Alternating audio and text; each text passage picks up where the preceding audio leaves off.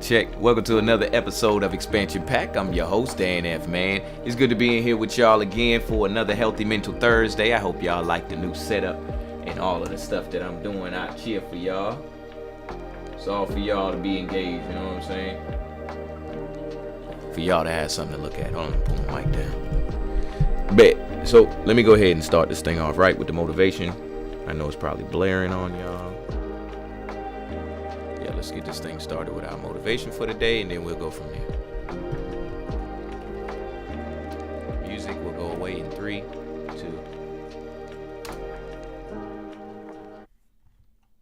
All right, here we go. What are we motivating for today? Motivation for finance. Gotta do it. We're gonna pick the first one. Let's work. Imagine being able to build an app with your name on it, just by thinking about it. Meet Base 44.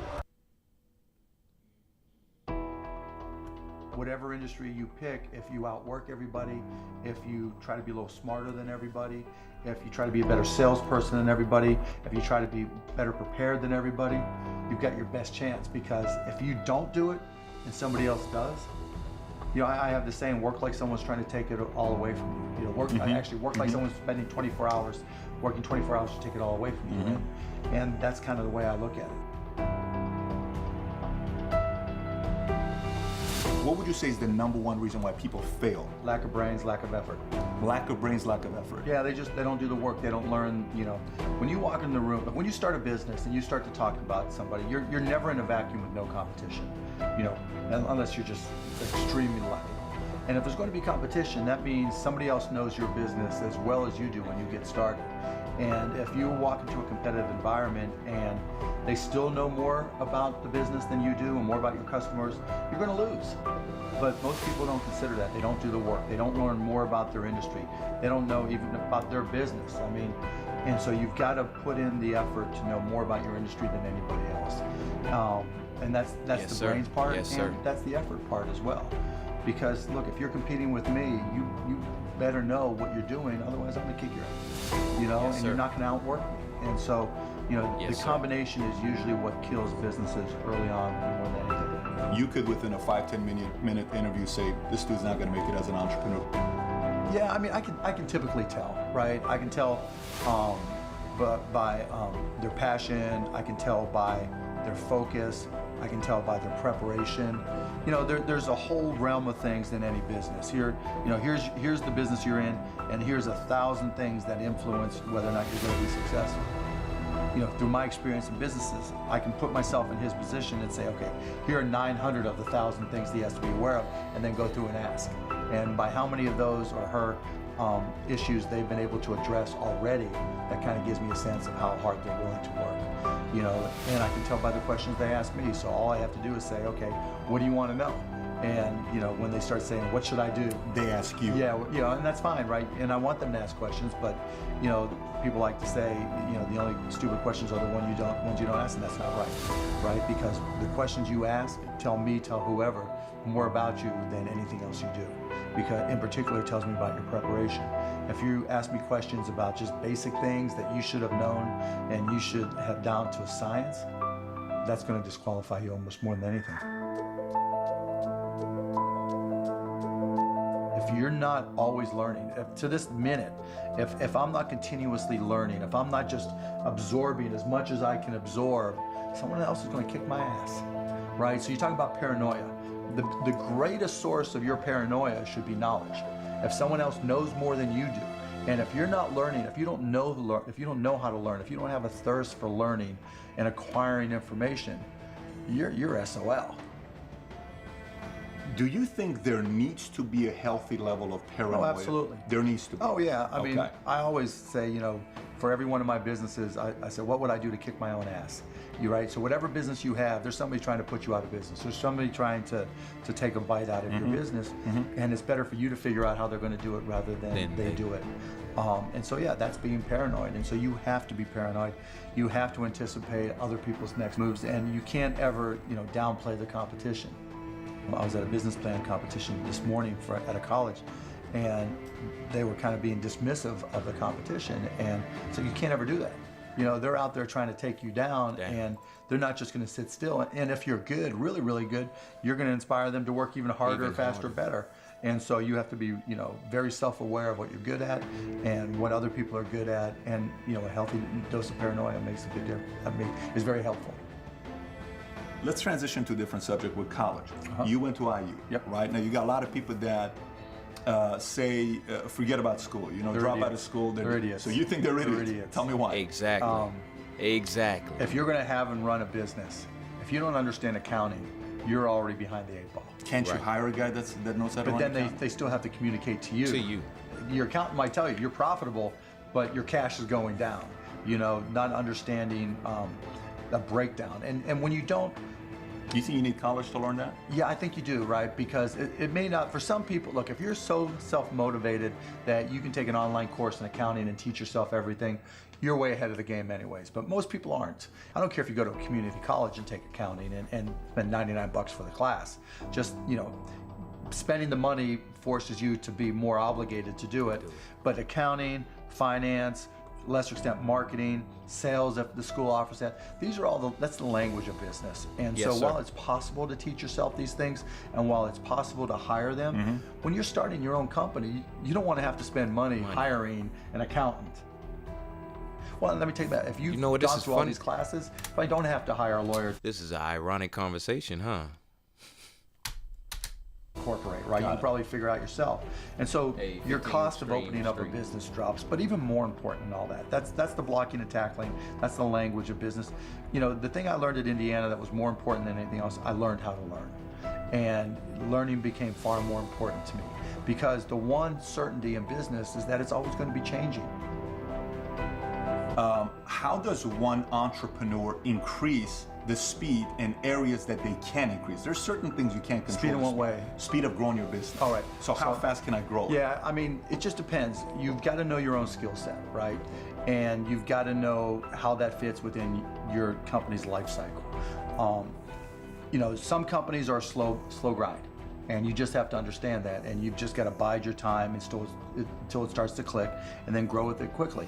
If you're trying to release a product that needs to be ubiquitous, you've got to go as fast as you can, and then just Release a product, like a launch. Yeah, and there's a lot of people who'll say, perfection is the enemy of profitability, right? And that doesn't mean you have to wait till it's a perfect product. Right. It really just depends on what the product is. Product It, is. a barber shop, right? Is it an app? Is it a service? Is it a product? But the key is looking for the low-hanging fruit. What Yes, sir. customers are willing to write you a check or commit to it, you know, so that they're willing to integrate it into their daily lives or integrate it into their daily business. And so getting a commitment either through time or revenue is typically what I look for. And so if I can get a commitment, then I'm going to be able to learn. I'm going to see how they use it. Do they sustain usage? Exactly. And then once I get the next one, you know, hopefully it came a little bit faster than the first one. Then I can ask for Right. Hold on, let me let that play referrals, for and a then the couple next more one, seconds. then the next one, and I just try to ramp it up. You know, when I bought the Mavs, we had no season ticket holder base. And so literally it was a matter of just putting a list of former season ticket holders in a white pages back then, you know, on my desk next to my phone and making phone calls. You? Yeah, me. Yeah, because if I'm not going to do it, how can I expect someone else Somebody else to do that. Right, hey, look, this is Mark Cuban down here, one of the owners. You try and get them tickets back. Yo, that's great motivation for the day. All right, so we're going to move over here and transition on. Today is not going to be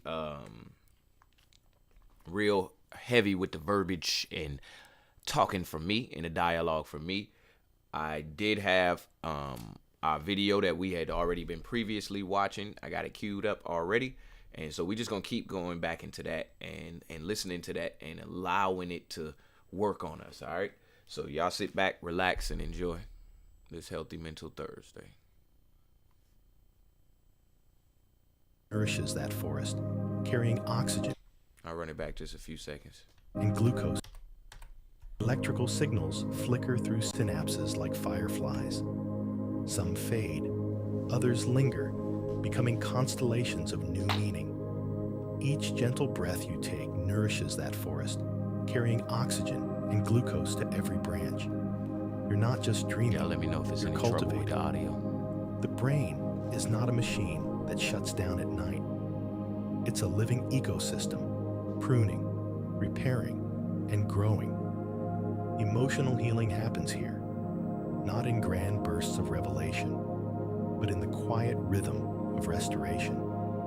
So, let your thoughts drift without effort. The gardeners of your mind are already at work, clearing paths for light to return. And when more thoughts will feel lighter, not because the world has changed, but because your brain has rearranged its harmony. You are literally being remade in peace.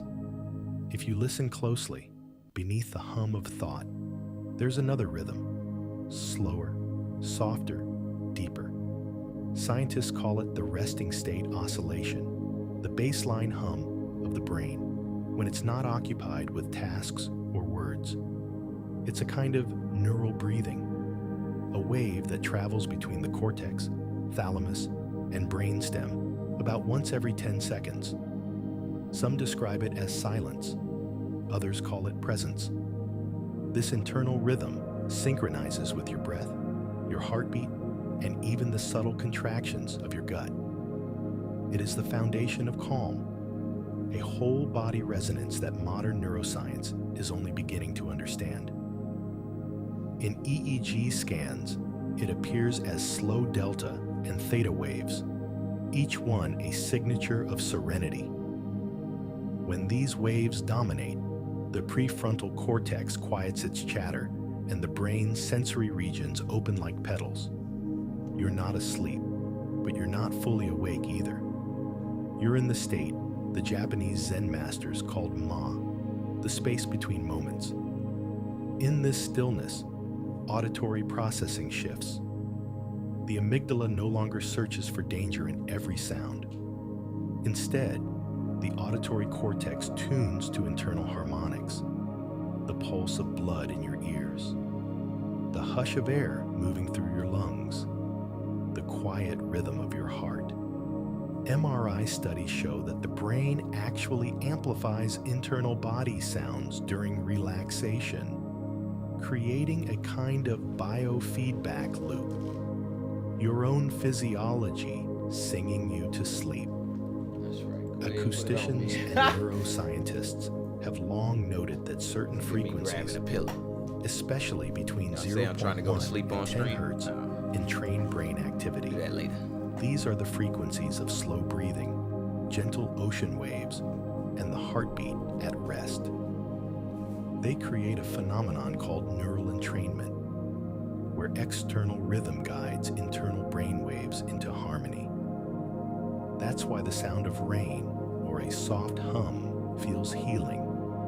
It reminds your brain how to return to its natural frequency. Within this field of coherence, the body releases nitric oxide, a molecule that dilates blood vessels and enhances oxygen flow. Nitric oxide also synchronizes electrical activity in the brain, literally amplifying the feeling of connection between thought and breath. The longer you rest in this stillness, the more synchronized your systems become. You may begin to notice that your awareness expands beyond the boundaries of the body, a sensation neuroscientists call self-transcendence. It's not mystical, though it feels that way. It's the experience of the brain's parietal lobes dimming, reducing the sense of separation. What remains is unity, the quiet science of belonging. So as you listen to the silence now, realize it's not empty. It's filled with data, electrical, magnetic, molecular, all humming in coherence. You are not doing nothing. You are performing a symphony of stillness, the most intelligent form of rest known to biology. And as this stillness deepens, your brain, heart, and breath merge them into one rhythm, slow, infinite, and tender. The sound of calm is not out there. It's within you. Inside your body, there is a tide that never stops moving. It flows through your veins, fills your cells, and mirrors the motion of the sea. Nearly 60% of you is water, but this water is not still. It pulses, oscillates, and carries the language of life. Scientists have found that the fluid inside your body, from blood plasma to cerebrospinal fluid, behaves like a conductive ocean. It transmits electrical and vibrational signals between organs, between cells, even between molecules. Emotional calm, it turns out, changes how this internal sea behaves. When you are tense, your water molecules form rigid clusters. Their hydrogen bonds align in chaotic patterns, increasing viscosity and reducing fluid exchange. But when you relax, when your breath slows and your heart softens, those bonds loosen. Water becomes more structured, flowing more freely through tissues. Biophysicists call this the exclusion zone, or easy water, discovered by Dr. Gerald Pollack, a phase of water that forms near cell membranes under calm, low-stress conditions. It's more ordered, more conductive, and crucial for healing. Your inner ocean literally clears when you are at peace. In your bloodstream, the red cells drift like coral fish, carrying oxygen molecules through capillaries so narrow they must fold themselves to pass. Each of them responds to nitric oxide, released when you breathe slowly, a gas that relaxes vessel walls and improves circulation. Under stress, nitric oxide vanishes, blood thickens, and flow slows. But right now, as you inhale gently and exhale fully, that molecule blooms again. Your vessels widen, and your inner ocean flows without resistance.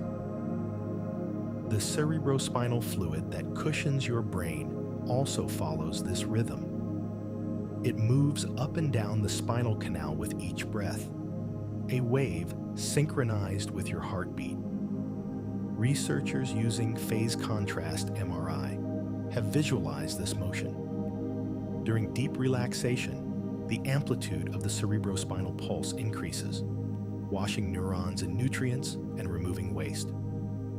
It's a literal tide of renewal rising and falling inside your skull. Even at the cellular level, the ocean theme continues. every cell floats in extracellular fluid, communicating through ions, sodium, potassium, calcium, that behave like currents and tides.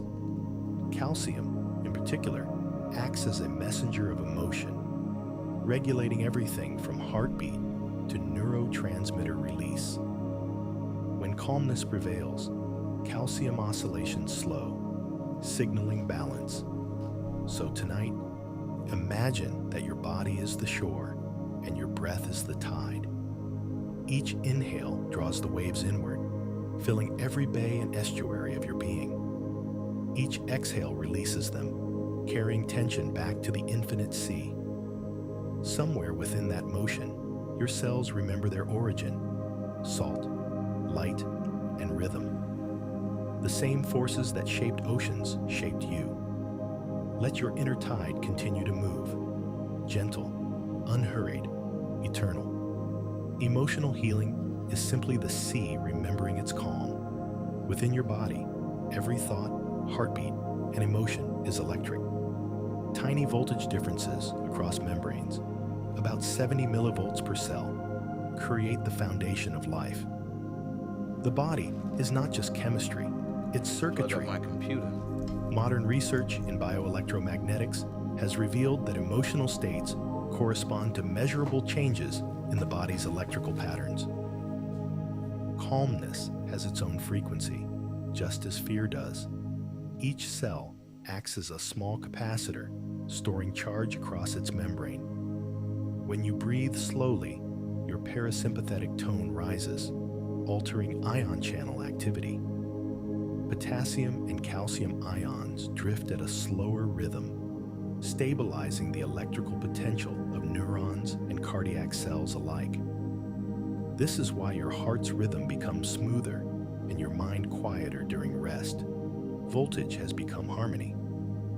The brain's electrical fields, measured by EEG, also shift dramatically during calm. High-frequency beta waves, associated with problem-solving and alertness, fade away. In their place, alpha and theta waves dominate, oscillating between 8 and 6 Hertz. The same frequencies found in gentle ocean waves and the Earth's natural Schumann resonance. In these frequencies, the brain becomes receptive, plastic, and deeply coherent. Even your skin carries electricity. Psychophysiologists measure this as galvanic skin response. Under stress, sweat glands activate and conductivity spikes. Under calm, the opposite occurs. Resistance increases, signaling safety. Emotional healing, therefore, is measurable in microamps. Your peace has current. Inside your cells, mitochondria act as microbatteries. They generate adenosine triphosphate, ATP, using gradients of hydrogen ions across membranes. This flow of protons creates the same kind of energy that powers lightning, scaled down to the nanoscopic. When your breathing slows and oxygen delivery improves, mitochondrial efficiency rises. You produce more energy with less oxidative waste. Calmness is efficient.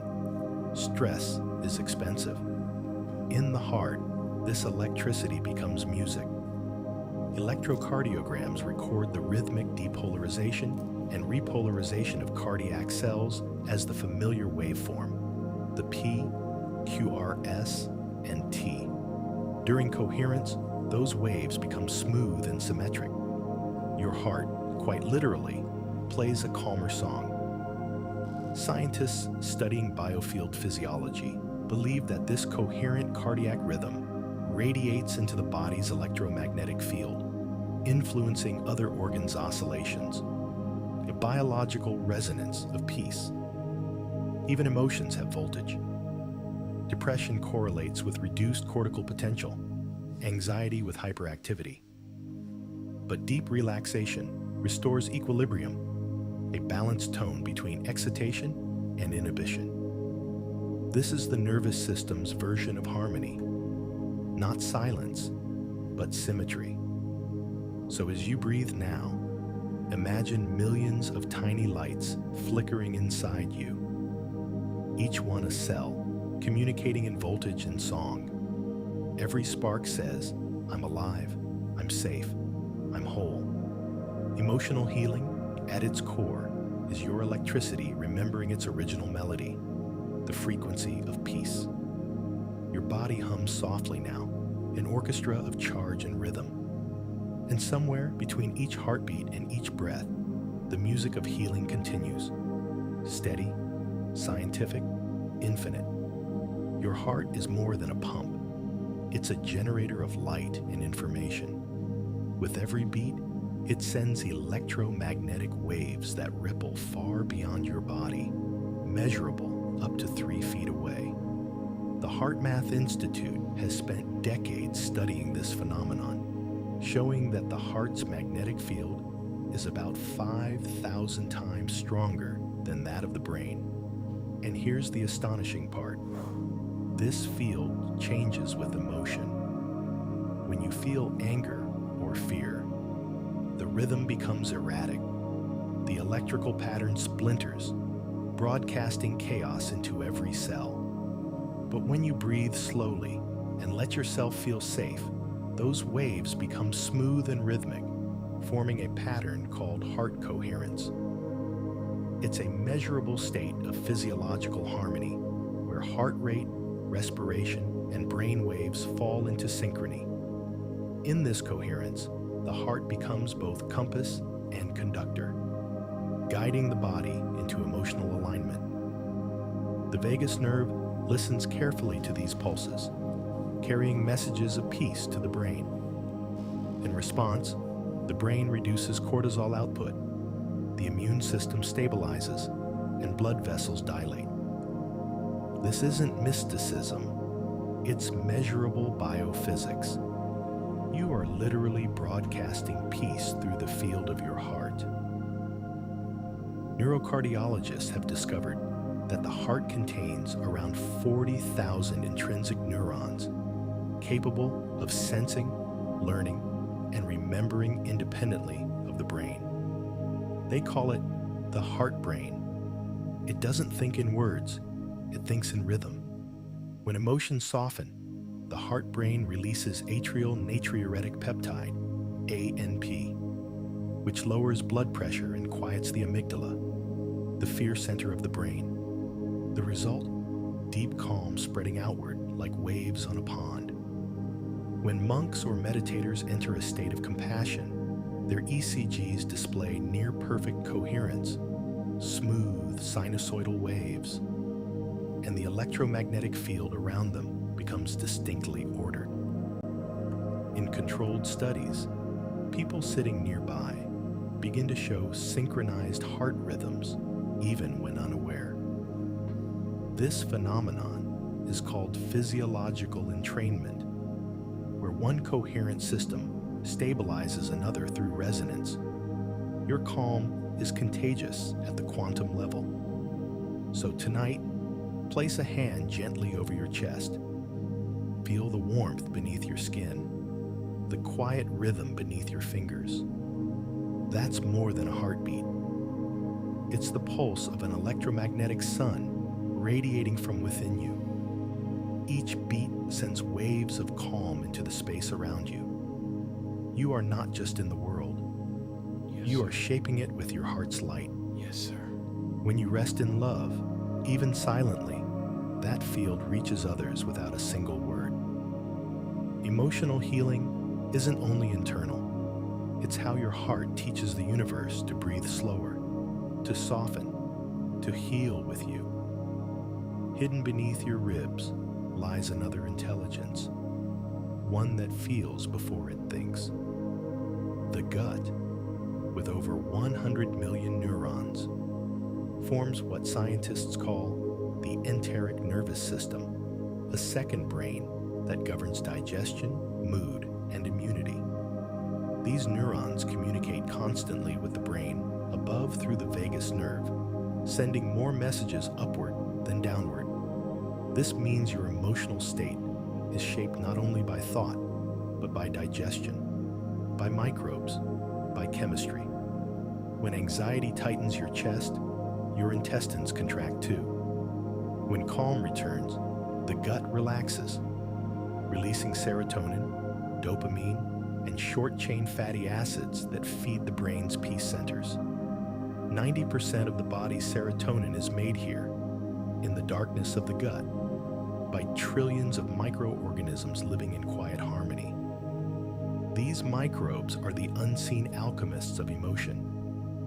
Microbiologists at Harvard and Kyoto University have found that when the gut is inflamed, from stress, processed foods, or fear, the microbiome's diversity drops, and anxiety-related signals rise along the vagus nerve to the brain. But when you eat mindfully, breathe deeply, and feel safe, beneficial bacteria flourish. They release gamma-aminobutyric acid, GABA, and butyrate, compounds that calm neural firing and reduce inflammation. In that biological peace, emotional peace follows. Your gut lining regenerates every 3 to 5 days. Every new cell formed there learns from your emotional climate. Cortisol can slow its repair. Oxytocin, the hormone of connection, speeds it up. So when you spend time in calm companionship, share laughter, or simply sit in gratitude, your intestines literally heal faster. Emotional healing and gut healing are one continuous process. The heart and gut also speak a secret language of rhythm. Each heartbeat sends pressure waves that influence intestinal motion. Each peristaltic wave, in turn, signals the brain that life is flowing safely. It's a feedback loop of trust, ancient as evolution itself. So as you breathe tonight, imagine warmth spreading through your abdomen, gentle golden light soothing every fold of your gut. The trillions of microbes there respond instantly to calm chemistry. They realign, communicate, and rebuild balance. You're not alone in healing. You are a universe of life working together. The gut doesn't hold grudges. It only listens. Feed it kindness through food, through breath, through thought, and it will answer back in peace. Your emotions, it turns out, are not just in your head. They bloom in your belly, travel to your heart, and return to your mind as a feeling of wholeness. Healing, then, is not about fixing. It's about returning to the simple, ancient harmony between all three brains: gut, heart, and mind. Yes, sir. Yes, sir. Somewhere inside your bloodstream right now, a quiet transformation is happening. Tiny molecules are carrying messages between your emotions and your biology, teaching your body how to release, how to forgive, how to rest. Emotional healing is not just a thought, it's chemistry in motion. When you experience calm acceptance, that moment when you stop resisting what hurts, your endocrine system responds almost instantly. The adrenal glands slow their production of cortisol and adrenaline, the two hormones that fuel the body's fight or flight reaction. In their place, the parasympathetic system sends out soothing messengers: acetylcholine, oxytocin, and serotonin. These are the molecules of peace, trust, and balance. Oxytocin, often called the bonding hormone, does far more than strengthen relationships. It quiets the amygdala, lowers blood pressure, and increases heart coherence, making the body feel physically safe. In MRI scans, people in a calm, connected state show reduced activity in the brain's threat networks and increased activity in the insula, the region that senses internal warmth and empathy.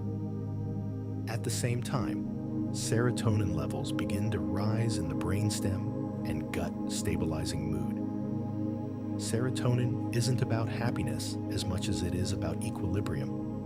It whispers to the body that there's no danger now, that energy can be used for repair instead of defense. That's why, after a long cry or a deep sigh, you feel a strange sense of clarity, the biochemistry of surrender. Another molecule, GABA, gamma aminobutyric acid, becomes active when you breathe slowly. It dampens overactive neurons, silencing the mental noise that fuels anxiety. In deep rest or meditation, GABA levels can rise by up to 27%, creating what neuroscientists call alpha synchrony, the electrical signature of inner peace. Even your immune system listens to this shift. When stress hormones fade, inflammation markers like IL-6 and TNF-alpha drop. In their place, growth hormones and interleukins that promote tissue repair rise. It's a quiet cellular celebration, every organ exhaling relief. Biochemists call this orchestration the relaxation response, but spiritually, it's something older, the body remembering its original only release. So tonight, imagine your body as a field after rain. The storm of adrenaline has passed. The soil of your tissues soaks in oxygen and calm. Each drop of blood carries new instruction. Let go. Rebuild. Begin again. You don't have to fight your chemistry. It already knows the way home. If you've ever noticed how your breath changes when you feel safe, you've already met the science of healing. Each inhale and exhale sends information to your brain, sculpting emotion in real time. Modern neuroscience calls this interoceptive feedback, the body teaching the mind through rhythm. When you breathe quickly and shallowly, the vagus nerve detects imbalance, signaling the brain to stay alert. Heart rate increases, muscles tense, cortisol surges. But when you slow the breath to about 6 cycles per minute, something miraculous happens. The vagus nerve switches to a parasympathetic pattern. The heart begins to follow the breath in a slow wave called respiratory sinus arrhythmia, proof that your body and emotions have entered synchrony. In this pattern, inhalation activates slight alertness, the sympathetic tone. Exhalation activates calm, the parasympathetic tone. By extending your exhale, you literally give more time to peace. Psychophysiologists call this coherent breathing, and it's now used in hospitals to reduce anxiety and regulate trauma responses. During such breathing, nitric oxide is released from nasal tissues, a molecule that dilates airways, lowers blood pressure, and even enhances oxygen absorption in the lungs. NASA scientists once noted that astronauts who practiced rhythmic breathing in zero gravity stabilized their heart rhythms faster after stress. The mechanism is universal. Slow breath equals biological harmony, but there's more. Breathing rhythm also synchronizes brain waves. In EEG studies, each inhale gently excites the amygdala and hippocampus. Each exhale calms them. It's as if the breath itself writes music for your mind.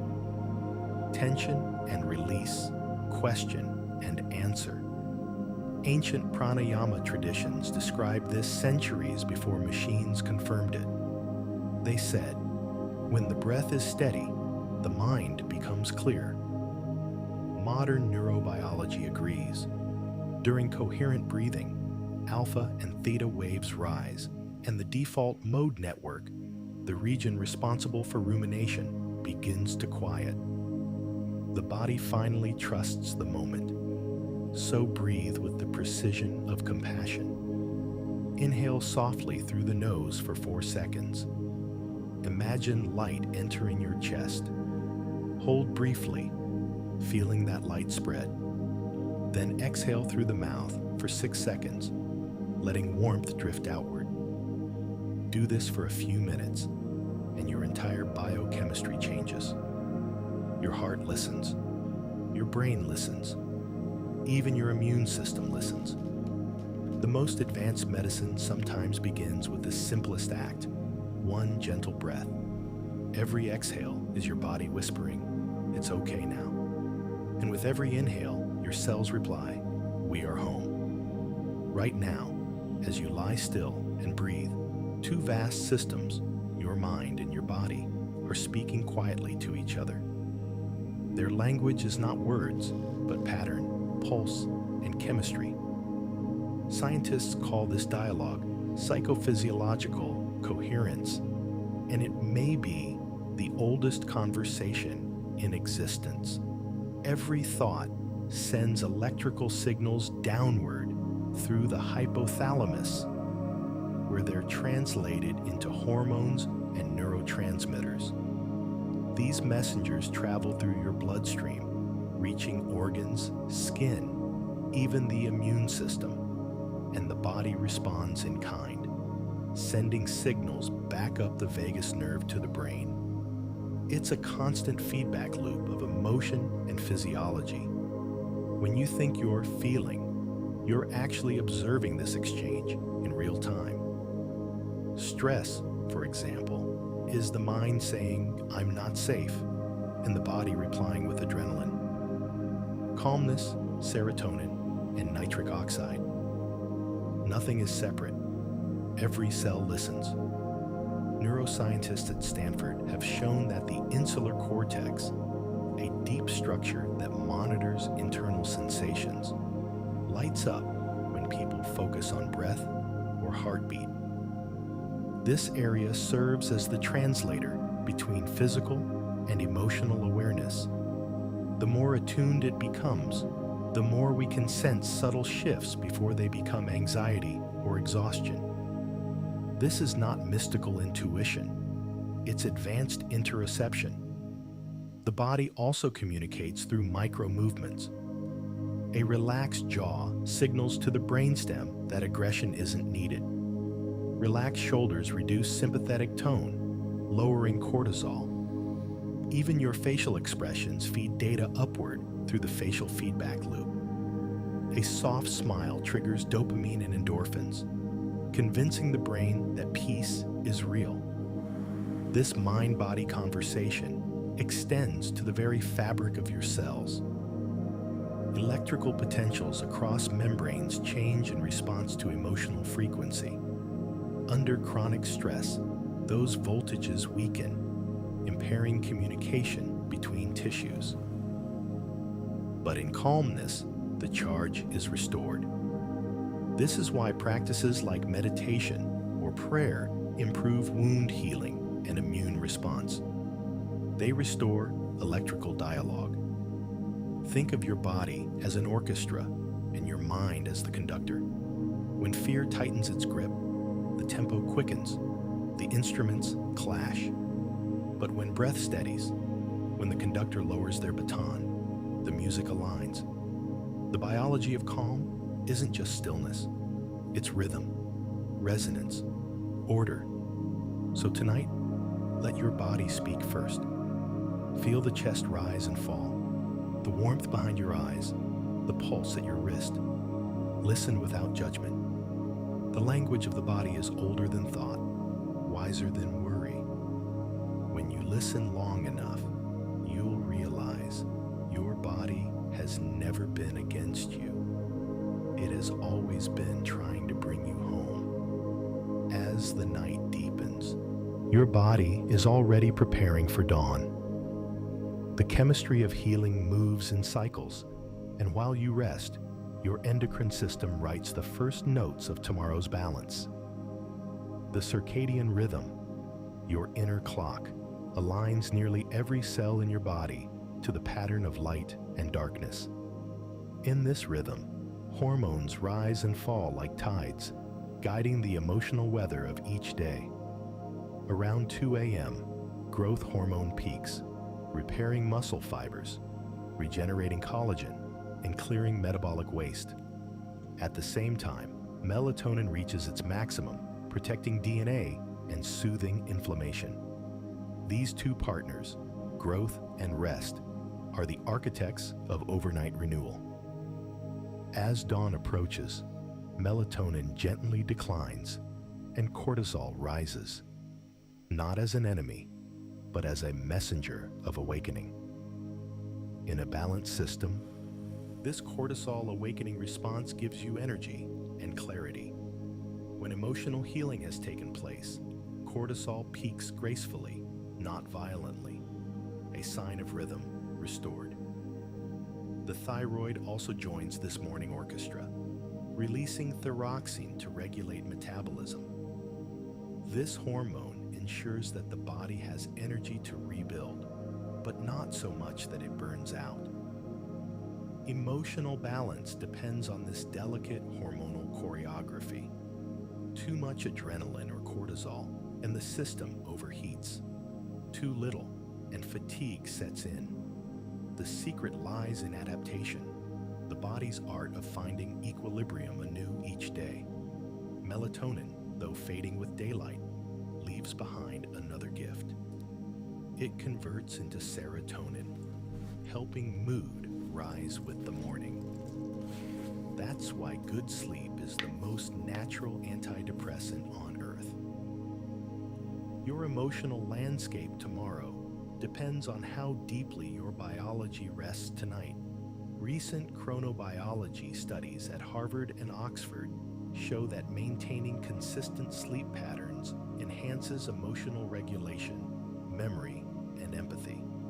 When circadian rhythms drift out of sync through stress, light exposure, or insomnia, even the amygdala becomes hypersensitive, amplifying fear and worry. But when rhythm is restored, emotional resilience follows automatically. So imagine now that your hormones are a rising sun within you. Cortisol awakening gently, like dawn's first light. Serotonin glowing like warmth on your skin. Dopamine stirring curiosity. Oxytocin stretching connection.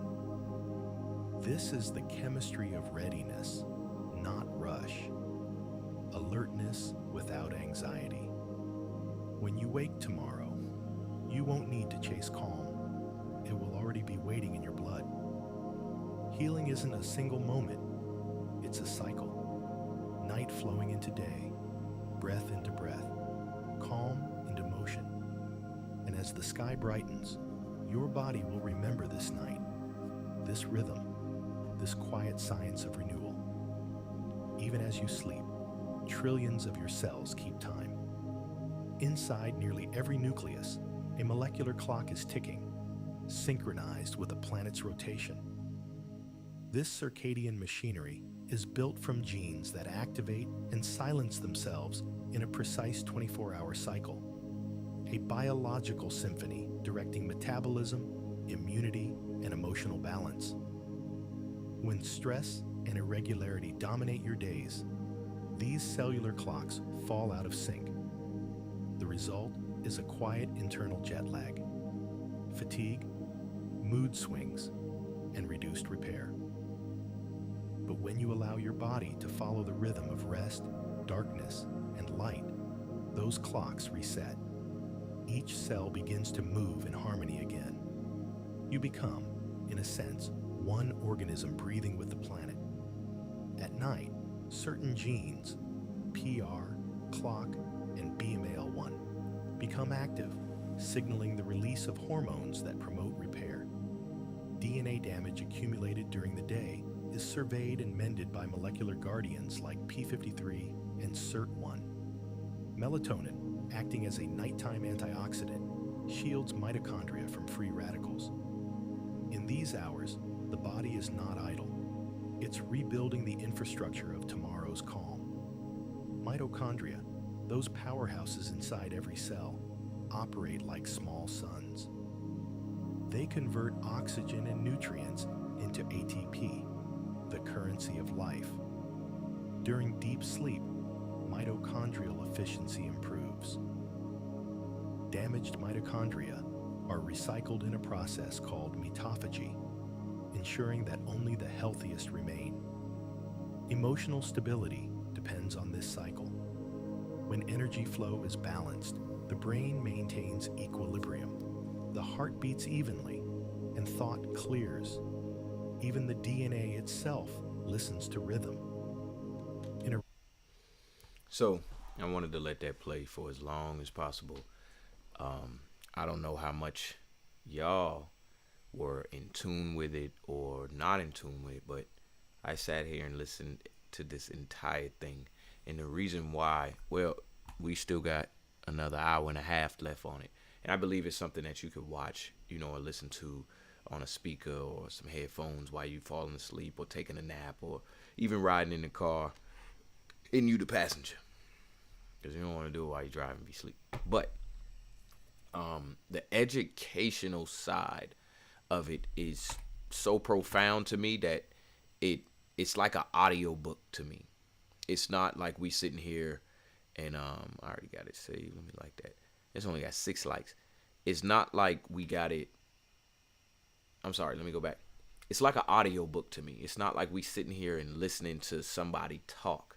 It's like an audio book that if I had to read it, it would take me days to get through it. But as I'm sitting here listening to him, I'm just so focused and intrigued by every little bit of information that he's going to give me biologically about myself. So we have been visiting this video probably for I don't think we did it the last time I had a Healthy Mental Thursday, but we've been visiting this video for a couple times. You can watch the rest of it on your own. I certainly will. So next week it won't be this video, but this right here, this type of information and this type of knowledge is what helps me. I know some people out there probably help too, to know what it is that goes on inside of us biologically. I never saw the importance of that information until so far right now. So that I hope that it helps some others too out there, just to know, you can be yourself your entire life, but never know what is going on biologically on a smaller scale within you, like how your fingernails or what your fingernails are actually made of and what types of food can increase the strength of your fingernails. That type of information intrigued me. I don't know if it do for anybody else, but we're going to go ahead and get up out of here for today. This was another great Healthy Mental Thursday. I'm going to let y'all see this one more time before we go. And get some background music. Yeah, y'all see the little Be Right Back screen. I'm still here. I am still here. I'll just get my music queued up. Let's go.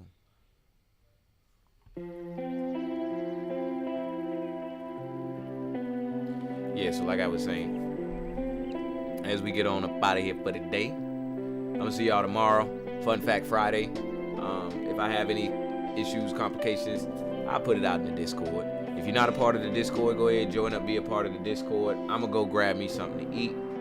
But I will be in my office for my office hours from 10 to 10:30. If you need any help with your stream, any help with being a gamer, any help with anything, we doing some gold farming today in my office at 10 o'clock. Be there, be square.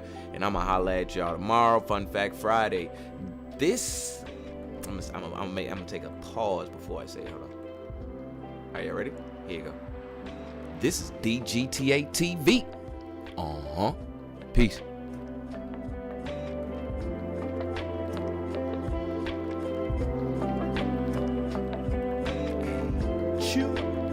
This is DGTA TV. Make sure you like and subscribe. See y'all tomorrow.